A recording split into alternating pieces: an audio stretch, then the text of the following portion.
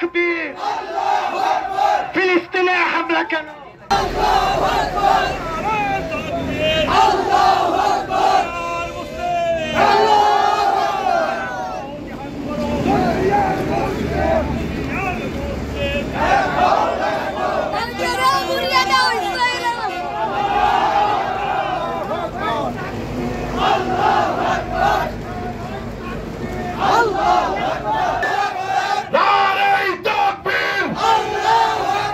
আমরা মুসলমানদের রক্ত দেখতে চাই না, জুরিগণ ঠিক কিনা?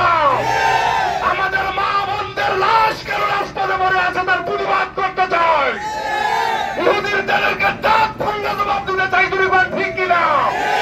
অনেক আগেই কোরআন নাজিল করে মহান আল্লাহ রাব্বুল আলামিন এই দুর্বৃত্ত ইহুদিদের ব্যাপারে কোরআন শরীফের সূরা ফাতিহার শেষ আয়াতে আমাদেরকে সতর্ক করেছিলেন, কিন্তু আমরা ঘুমিয়েছিলাম।